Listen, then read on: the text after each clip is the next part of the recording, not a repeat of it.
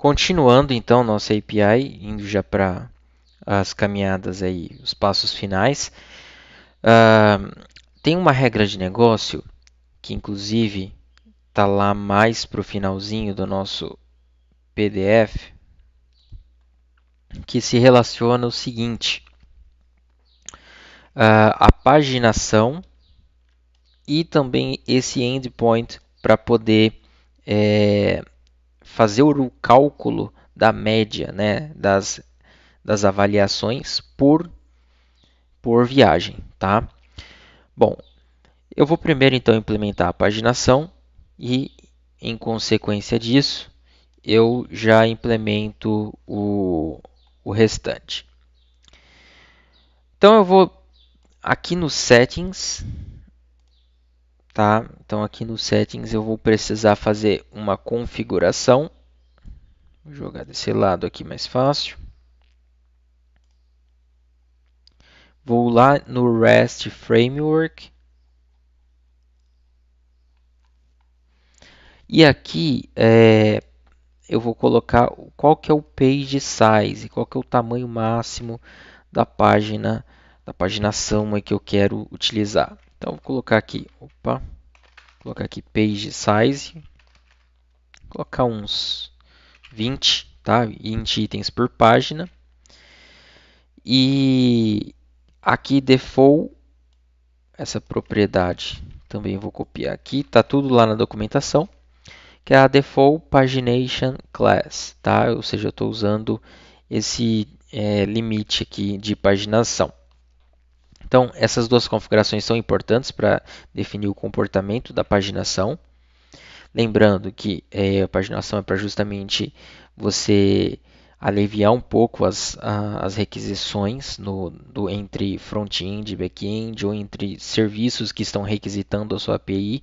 Porque imagina que eu tenho uma API da Receita Federal, né, e da Fazenda lá, enfim, então tem todos os CNPJs ou todos os CPFs cadastrados. E eu dou um find. E aí ele vai me retornar tudo de uma vez. Não faz sentido. Essa consulta vai demorar um século para poder devolver todos esses dados. Bom, então eu tenho aqui essas configurações, mas eu preciso também ir lá na minha views e fazer mais uma configuraçãozinha, que é, deixa eu ver, de paginação. Estou olhando aqui na documentação. Não, acho que é isso mesmo, viu? É que às vezes parece ser tão simples e a gente desconfia. Mas é isso mesmo, tá? Deixa eu dar um run server. E aí agora eu vou dar um consultar. Qual que é a diferença, tá? Deixa eu pegar aqui uma que tem menos. Talvez uma aqui que tem menos. Isso, pode ser aqui, ó. Qual que é a diferença? Esse resultado que está aqui é o resultado da minha consulta antes de eu implementar a paginação. Perceba que ele está preparado para mandar um conjunto para a gente, que é o array, e só, tá? Com os valores. Exemplo aqui também na trip. Ó, um conjunto, e aí cada conjunto está aqui. Então, se tivesse 1000 elementos, ele iria tentar retornar os 1000, tá? Agora com a paginação, perceba que ele, além das informações tradicionais, ele adiciona mais algumas. Então, vou dar um send aqui, ó. E olha lá. Ele joga todos os resultados aqui dentro desse results. Aí ele coloca aqui um count, next e previews. Ou seja, quantidade de itens, um próximo, qual que é a próxima página e qual que é a página anterior. Como esses dois elementos ainda são menores do que a paginação, que eu deixei de no máximo 20, então eu não tenho páginas, tá? Depois eu diminuo essa paginação e aí o valor lá de paginação e aí eu vou paginando aqui, vou mostrando. Mas está funcionando, tá? Então já está funcionando. Consequentemente, ele possibilita com que a gente faça aí o controle da quantidade de dados a serem exibidos e requisitados. Perceba que para fazer paginação foi muito simples, tá? Tão simples que por um segundo eu até desconfiei. Bom, agora a gente vai pensar no seguinte, na regra de negócio, que é o cálculo da média, tá? Para mim calcular a média, então, eu tenho que, deixa eu ver aqui se eu já consigo pelo menos testar. Eu tenho aqui o meu Booking. Eu tenho apenas uma reserva e eu ainda nem fiz nenhum comentário, tá? Eu vou fazer mais uma reserva, só que numa outra data. Eu acho que existe disponibilidade nessa data aqui, tá? Vamos ver. Vou dar um send. Não, não tem. Deixa eu procurar então uma disponibilidade certa. Pode ser o dia 3 e o dia 4. Booking 3 e 4. Fazer uma leve mudança aqui só para mudar os dados, mas não que isso influencie. Vou dar um send e beleza. Então, aqui ó, eu tenho duas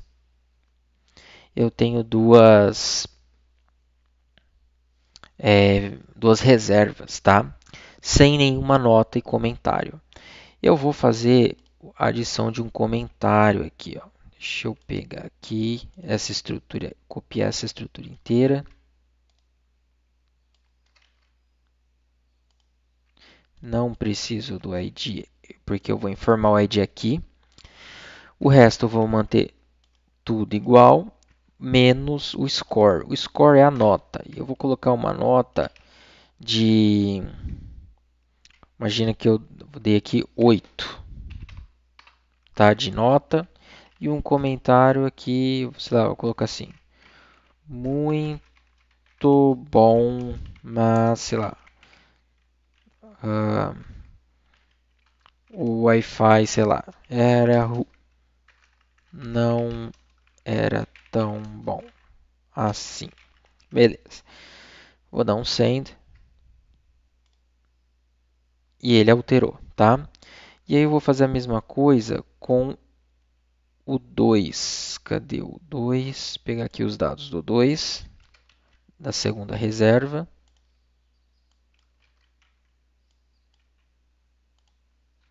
Não preciso informar o ID, aliás, nem data de criação também. Eita. E aí aqui ó, eu coloco o score, vou colocar aqui, sei lá, 10. Nota 10, sei lá, melhor pousada que já fui.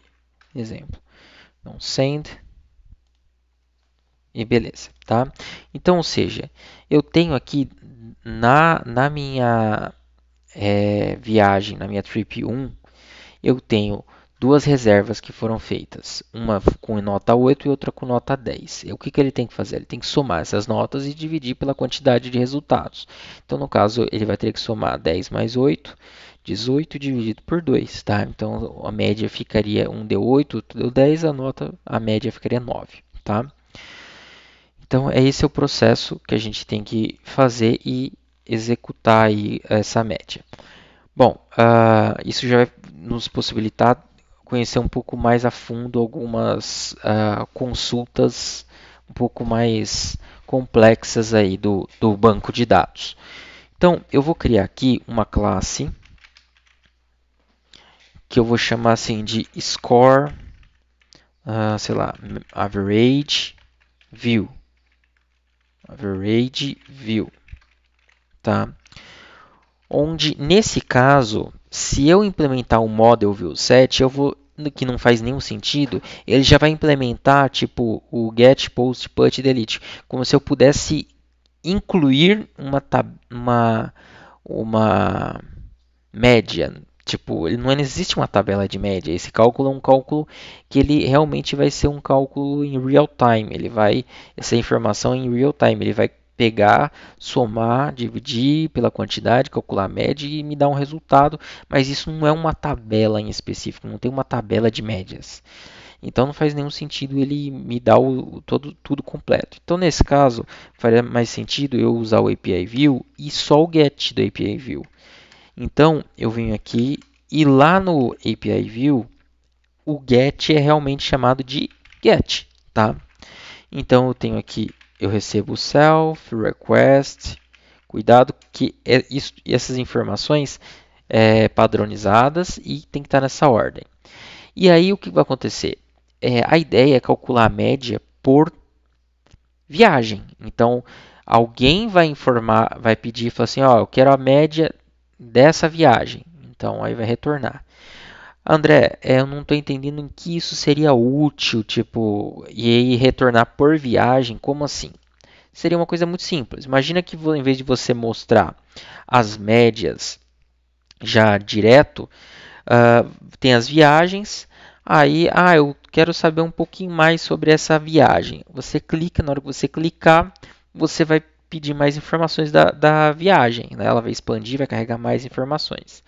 Nesse processo de ela expandir e carregar mais informações, ela vai solicitar para o back-end, olha, o usuário, alguém está querendo saber mais informações da viagem número tal. E aí, uma dessas situações também, ele vai pedir a média de classificações da viagem tal, tá? Então, ele vai enviar um ID. Então, eu vou receber aqui, o meu back-end vai receber um ID de qual viagem ele está querendo a média. Então, eu vou chamar de trip, essa terceira informação, eu vou chamar de trip ID. Quando essa informação não vir, eu quero que preencher aqui com um texto, né, um espaço em vazio aqui, né? Beleza? Então, aí agora o que vai acontecer? Isso aqui é um obrigatório. A pessoa vai ter que informar, quem for usar essa API vai ter que informar qual que é a viagem que quer calcular a média. Então, se essa trip ID tiver vazia, né, significa que nem informou nada. Então, vou fazer um return response e vou colocar status 400, por exemplo, né? Aí uma bad request, alguma coisa assim. E vou colocar aqui missing required parameter trip ID, tá? Beleza. E aí, caso eu não esteja nessa situação, ele vai pular, ele não vai entrar no if. Então, eu vou fazer aqui um try. O try aqui, eu acho que é a primeira vez também que eu estou implementando aqui nesse projeto, é basicamente para ele fazer um tratamento de se algo der errado, tá? Que são as exceptions, as exceções. Então, aqui é muito comum para quando você não tem certeza se você vai, por exemplo, eu quero fazer uma busca e eu não tenho certeza se o usuário vai passar um ID correto. Então, o primeiro passo é eu procurar para ver se tem esse ID que foi passado. Então, eu vou ver aqui trip found é igual a trip.objects ponto, e aí quando eu quero algo em específico, ou seja, um elemento em específico, eu uso get, porque aí eu vou usar o ID e vou colocar aqui o trip ID, tá? O que vai acontecer? Se por um acaso alguém passar, sei lá, viagem 8.000, mas não existe a viagem 8.000. Então, na hora que ele tentar fazer isso, ele vai cair aqui nessa outra parte do código, que é a except, que é a exceção does not exist. Tá? Essa exceção significa que aquele elemento daquela tabela não existe. Então, eu venho aqui e vou dar uma resposta dizendo 404, o famoso 404 not found, e informando que trip with ID. Então, vou concatenar e vou colocar aqui é o trip ID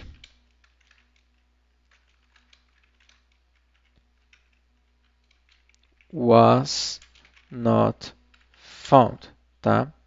Então, eu dou um 404, que é o status code not found, e informo que aquele trip ID que foi informado não foi encontrado, tá?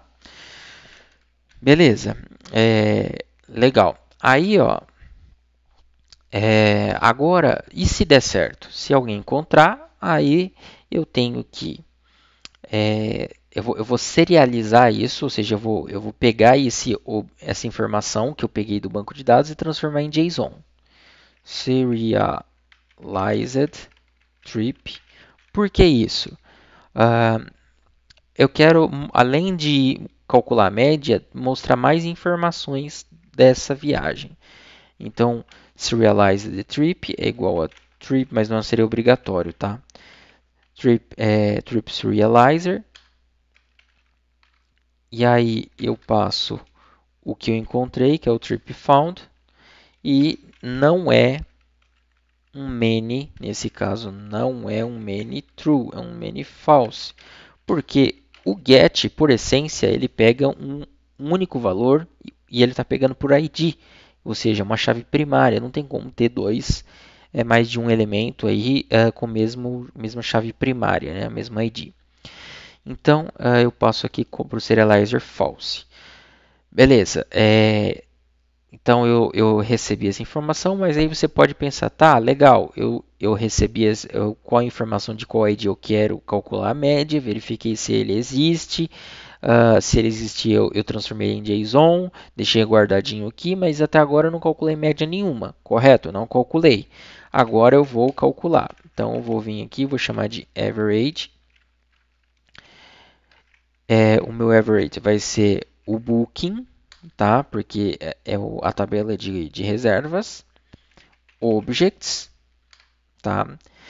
E aí o que acontece? Eu quero primeiro pegar todas as reservas, porque a média não vai ser uma média de tudo, né? Misturando as viagens. Não, vai ser uma média daquela viagem. Então, o primeiro passo é eu filtrar por todas as reservas que tenham o trip FK igual a o trip ID que foi informado, tá? Então ele vai pegar todas as viagens, todas as reservas daquela viagem específico. Feito isso, agora eu não preciso ficar pensando em pegar todas elas, fazer um for, somar todas elas, dividir pela quantidade. Daria para fazer isso? Daria. Mas quanto mais eu jogar essa responsabilidade para o banco de dados, melhor. Então eu vou jogar e falar assim: olha, faça um aggregate. Opa. Aggregate. E faça uma média. Então nós já temos essa função de média, que é esse AVG aqui, e basta eu passar qual que é o campo do banco de dados que ele tem que fazer a média. No caso é o campo score, tá? Aqui está dando um erro porque eu preciso importar, né, o AVG. Ele não é nativo assim sem importar. Então venho aqui Django.db.models import AVG, tá? Então aqui ele vai fazer a função de média, pegando como base para calcular a média o campo chamado score, tá? Ele vai calcular isso e vai jogar como resultado nessa average, tá? Aí eu vou fazer mais um check. Se a average não tiver vazia, não tiver nula, né? Então eu retorno uma resposta dizendo: opa, deu certo, o status é 200, e os dados que eu vou dar, né, como resposta, aí aqui eu vou montar realmente um objetinho. Então eu vou chamar aqui de average, tá? Dois pontos, é como se eu estivesse agora montando o meu JSON. E aí eu vou colocar a média, né, que foi utilizada, average. Só que tem um detalhe, quando você usa essa média, esse average, no caso aqui do score, ele não retorna já um número, tipo, a média foi 9. Não, ele retorna um objeto também, um dicionário. Então, eu vou querer pegar esse item, porque eu quero só o valor, não quero que ele me retorne dicionário com informação nenhuma. Eu quero que ele me retorne apenas o valor. Então, dentro da average, que é a variável que eu tinha declarado, aí ela tem esse campo aqui, que é o score. Aí ele faz por padrão, underline, underline, AVG, tá? E isso, não estou entendendo nada. Se você pegar e dar um retorno só do average, você vai ver que ele retorna nesse formato aqui, ó, score, underline, underline, AVG. Eu só quero o valor dele, então por isso que eu faço dessa maneira. E além disso, eu quero também o serialized trip.data. Ou seja, tudo isso que eu fiz aqui, de construir esse objeto, de pegar aqui o que eu tinha serializado e entregar de volta, é mais um adicional, tá? Não é que seria obrigatório. Se eu retornasse só a média já estava ótimo. E aí, isso se o average não tiver known. Agora, se ele tiver known, então eu vou retornar uma resposta falando que não foi possível, né? Vou colocar aqui um status, talvez um 404 não foi encontrado, de repente não tem nem médias mesmo, né, avaliações e tudo mais. Então eu vou retornar um texto chamado, um texto assim, getting average of this trip was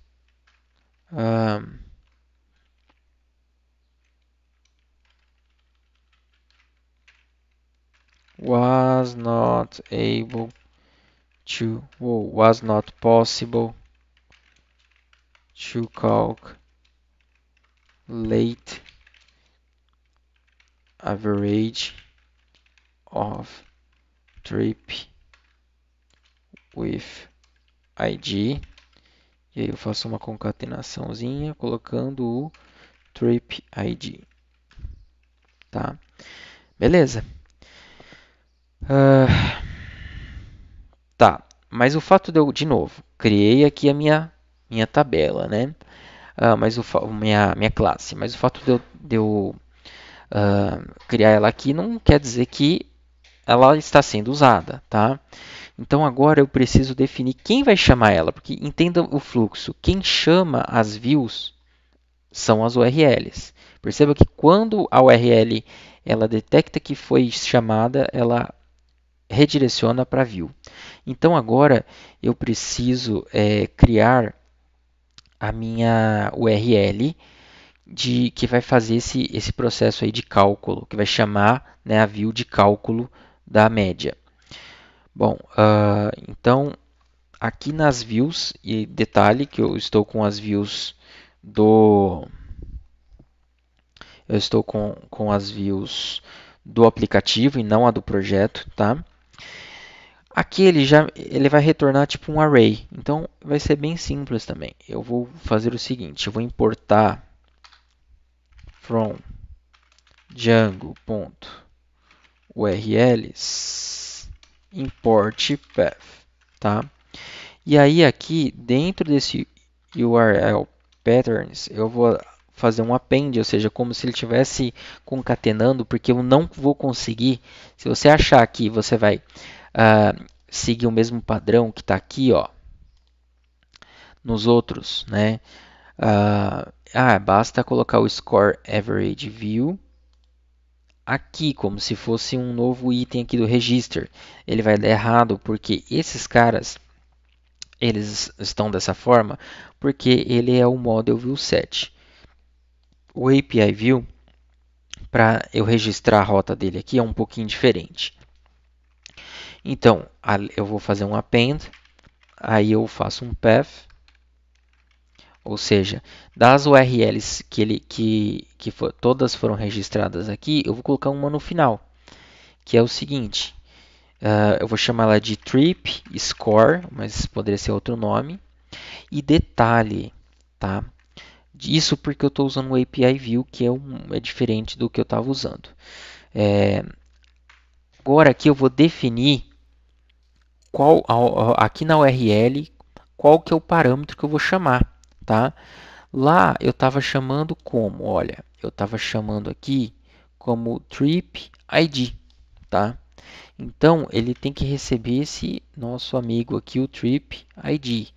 Então eu vou colocar aqui trip ID, só que é interessante eu definir o tipo que é. Essa informação ela vai ser tratada como um quê? Ela vai ser tratada como um inteiro, porque o ID é um número inteiro. Então eu venho aqui e faço assim, ó, int, tá? Então dessa maneira eu estou definindo o seguinte, que quando alguém chamar a trip score e passar alguma informação depois do trip score barra, essa informação vai ser chamada de trip ID, ou seja, é a informação do ID que alguém está querendo utilizar. E aí o que ele tem que fazer? Ele tem que chamar a view. Então eu vou vir aqui, vou colocar aqui score average view. Só que como eu estou usando o API view, então eu tenho que fazer assim, ó, as view, tá? E vou dar aqui um name para, por exemplo, trip score average, mas o name também é eu que escolho. Pronto, vamos ver se vai ser possível calcular essa média. Vou dar um score, trip score, barra, e aí eu quero calcular, que ele calcule a média do 1, tá? Aqui ficou 9 porque é exatamente o que eu tinha feito antes. Mas na realidade, deixa eu fazer o seguinte, só para mostrar que realmente não tem nem algo de errado, né? Então vou colocar aqui no booking, eu vou fazer uma alteração de um booking. Vou pegar esse cara, cadê? Que coincidentemente eu acabei escolhendo o mesmo valor, a média vai dar a mesma, não queria que fizesse isso. Então eu vou colocar aqui um 1 e o cara que deu 8 na realidade está errado. Era 7,5, por exemplo, né? O score era 7,5. Então eu vou dar um 7, tá? Dar um 7 aqui só para a média ficar bem diferente.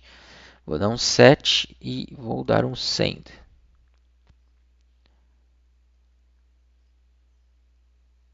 Tá. Aí, ó, agora se eu pegar, eu tenho um 7 e um 10, tá? Bom, se eu vir aqui no score e pedir para calcular a média, ele deu 8,5, tá? Vamos ver aqui, ou seja, deixa eu dar uma olhada, 10 mais 1 vai dar 17, dividido por 2, 8,5, tá? Então, bateu. Então, ele calcula a média e uma informação, tá? Ó, que eu fiz rapidinho aqui. Perceba que ele não está informando só a média. Ele está informando a média, isso já seria o suficiente, tá? Mas ele também está informando a viagem, como se fosse uma informação adicional. Olha, essa é a viagem e todos esses dados da viagem. E aqui é a média dela, tá? Só para mostrar que na realidade tudo isso que eu fiz aqui não era tipo obrigatório, tá? Então eu vou fazer assim, ó. Eu vou comentar isso aqui e vou retornar simplesmente no data, eu vou retornar simplesmente o average, tá? Só para verem a diferença. Olha lá. Ele retorna assim. Ele coloca score, underline, underline e AVG. Então, se eu quiser pegar só o valor para me poder manipular e jogar isso com mais outras coisas, eu faço do jeito que eu tinha feito. Eu peguei o average, score, underline, underline, AVG, joguei aqui nesse textinho chamado average e coloquei o trip no que eu tinha serializado, né? Tá? Então, eu acho que essa opção aqui fica mais legal, ou seja, ele dá uma informação mais completa, tá?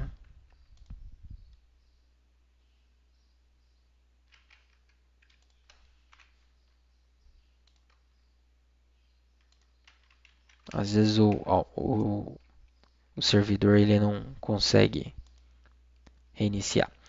Beleza. Ok. Então, essa regra de negócio de cálculo da média tá implementada. Agora, o próximo passo é a gente implementar a autenticação. Tá?